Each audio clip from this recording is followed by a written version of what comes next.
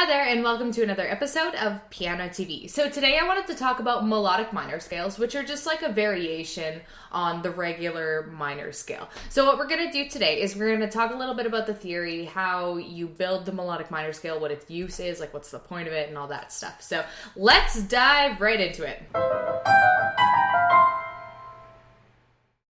Scales contain a whole host of information about a song. So, for example, say you have a song that is written in D minor, kind of like you see up here. If you know it's a D minor scale, you're going to have a basic understanding of the notes in the song, like how there's going to be a B flat you have to think about. But there are a lot of different flavors of minor scales. So, this is what we call a natural minor scale, but we also have harmonic minor scales where you raise the seventh. And then what we're talking about today is the melodic minor scale. And a lot of minor key songs just weave through different types of minor scales within the song. Like it might start natural, have like a melodic minor section, then finish harmonically.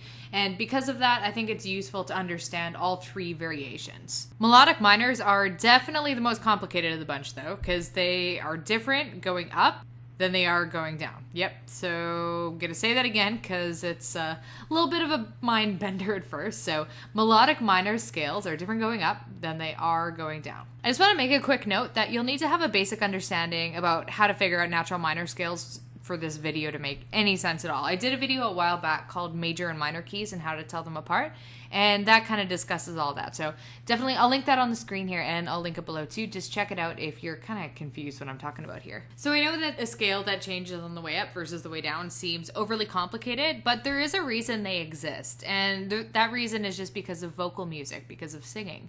So what I have here is a harmonic minor scale, and they sound really, really neat, and they serve as kind of like the basis for many minor keyboard songs and other types of songs.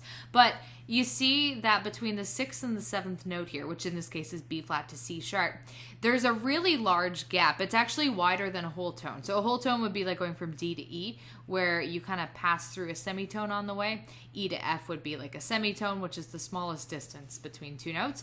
But going from B flat to C sharp is like 3 semitones. It's a huge gap. So a whole tone is 2 semitones, and this is like this gap here in harmonic scale is 3 semitones. So that is really, really difficult to sing smoothly and naturally. So that's where you enter the very singable melodic minor scale. So remember that the word melody means like the main tune of a song or the main part of a song that you can sing along to. So a melodic minor scale is just called that because it's useful for melodies or singing. So you notice this is the melodic minor scale on the way up, and you'll notice that instead of that big gap from a B flat to C sharp, it's closed by raising, instead of playing a B flat, you play a B instead. And then B to C sharp is just like a nice, easy to sing whole tone. So now let's take a look at the theory and just figure out how to transform a scale into a melodic minor scale. So we're going to use A harmonic minor as our basis just because it's nice and simple. There aren't a lot of sharps and flats. So a regular A minor scale, natural minor, just has no sharps and flats at all.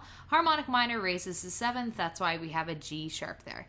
And then here to here, I don't have the keyboard drawing, but F to G sharp is one of those 3 semitone, like really wide, awkward to sing jumps. So in order to make it more singable and to turn it into an ascending melodic minor scale, all we have to do very easy is we just raise the 6th note. So this is the 6th note because if you just imagine every single note of the scale has a number, you'll see that 6 and 7 are raised, and that turns it into an ascending melodic minor scale. So to make it go back to a descending minor scale, so you've played this going up and now you want to come back down, again, it's very easy. All you got to do is take the raised 6th and 7th and delete them and just play like a normal F and G. So basically what you end up with on the way up is like a modified version of the minor scale. And then on the way down, you just play the natural minor scale the way you usually would play it. So let's walk through one more example together to just make sure it makes sense for you. So I just have here a D natural minor scale. It hasn't been altered at all. It's not harmonic, nothing like that.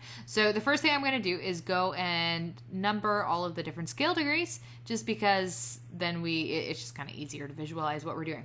So to make it harmonic minor, all we got to do is take that 7th note and raise it. To make it melodic minor on your way up, all you have to do is take the 6th note and also raise it.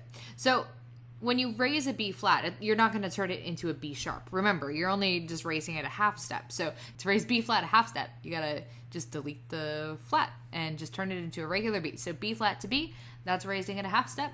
And this is your melodic minor scale on the way up. So to come back down, very, very easy. All you got to do is just erase the changes that you had made on the way up. So what you would do is you would turn this back into a B flat, and you would turn this back into just a regular untouched C on the way back down. Okay, so let's start by looking at the A minor, different variations of A minor, so harmonic and melodic and so on. So A natural minor, no sharps and flats. When we make it harmonic, we raise the 7th, which gives us this really awkward gap that's difficult to sing. So to make it melodic, we raise the 6th and the 7th. So that's on the way up, the raised 6th and 7th, and then on the way down, you return to like original unaltered minor scale. So just to show you that one more time, here's the A melodic minor scale. Okay, so let's do the same thing with D minor. D natural minor has a B flat. All right, D harmonic minor, we raise the 7th, 4, 5, 6, 7. Oh, sorry, 1, 2, 3, 4, 5, 6, 7. And since that's an awkward gap, to make it melodic, we just raise the 6th as well. So 1, 2, 3, 4, 5, 6, 7. And then on the way down, we go back to that original natural minor scale. So harmonic minor on the way, or sorry, melodic minor on the way up, natural minor on the way down. Okay, so a really quick recap. To make a harmonic minor scale, what you do is raise the 7th note.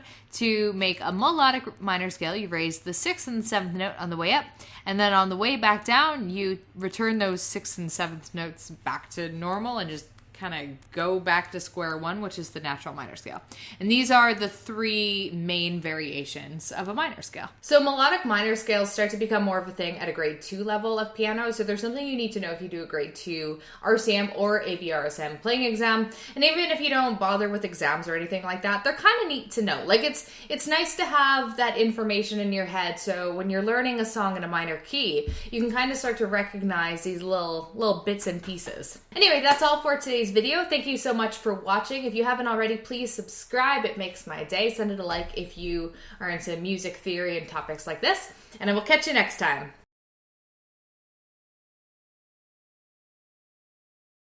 Oh, I'm gonna have to do that again. I was getting some... Oh, that's why. I was trying to draw with my eraser.